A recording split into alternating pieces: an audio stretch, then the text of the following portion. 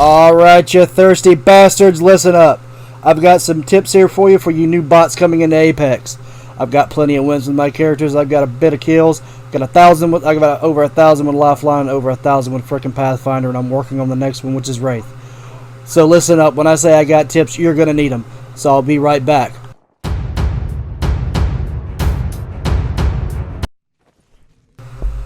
Alright, you thirsty bastards, you bots. First tip was right, it's sensitivity. To go find your perfect sensitivity, you're going to need to go in the training area. It's going to become your best friend, so memorize it. Learn each weapon. Play around with the sensitivities. When you think you've got it, go into a game. It's going to take you a few games to figure it out, but also take a look at that advanced control looks. It's going to help you out a lot, as you'll see right here. There you go. It's easy and simple, easy peasy, lemon squeezy. Now, when you get that perfect sensitivity down, you're going to want to follow these other tips that I've got here, so pay attention, maggots. You're going to want to learn it, bots. Get ready.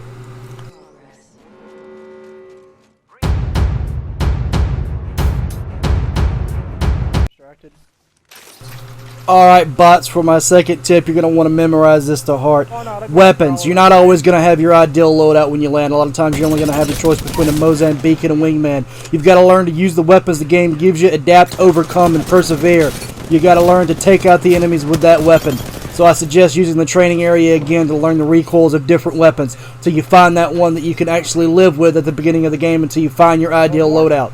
Once you have that, you can go in there and you can mop up if you've done the first tips properly.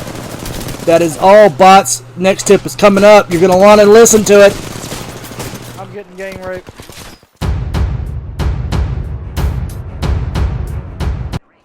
Alright, bots, listen up. When it comes to Legends, you're not always going to have you're not always going to have the main. It's great and fine to have a main, to have one you can play around with a pre-made squad. But when it comes to playing with randoms, you better learn to play different characters. You better learn to have a backup for your backup. You better learn each tactical ability, learn how they change the tide of battle, learn their tactical and ultimate, see how it works, see how it fits in with your playstyle. If you want to make that rank when it comes out next season, if you want to get that Apex Predator badge, you better learn to play different characters, especially if you're going in with a random squad. Now, if you're playing with a pre-made squad, have it in mind that you're also going to need to learn to actually play with different characters. You never know. Maybe one of your pre-made squad mates is wanting to actually get so many kills with one particular character. I, for one, did not give up Pathfinder until I got 1,000 kills with him. Now I'm working on Wraith, so I'm not going to give her up. Next is going to be Bangalore. But I can play any character in the game. When it comes to Caustic, I am the most sadistic Caustic player you have ever seen. I will place a gas trap wherever I think it's going to be necessary, especially at a respawn point. Yeah, I gotta love that. Wait for him to try and go in and get hit by that gas.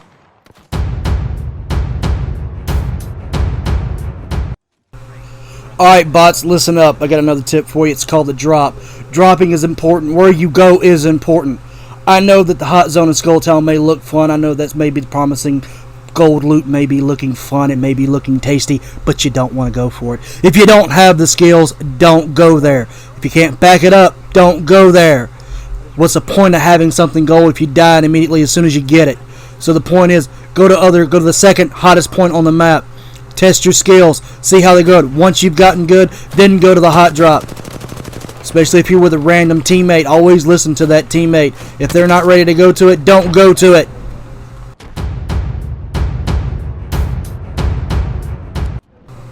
Alright, bots, listen up. I got a 2-for-1 for you here. If you're down, you're not out. Just because you get knocked doesn't mean the game's over. You still have teammates that are out there. Maybe one of them has a self-res. You can still give your teammates intel. You can still ping the enemy's location so that they can go thirst the bastards. Now, thirsting is great and grand and all that, but here you go. If it's at the beginning or the middle of the game, it's only okay if you have no ammo or if you have no weapon. Ammo is very rare and hard to find at the beginning of the game. So make sure that you try not to thirst. Take out that squad. Take that hope away from that enemy that thinks that they're going to get that revive. Take their hope away. Prove you're good.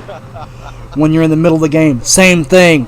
Make you're good. When it's at the end, it's okay to thirst.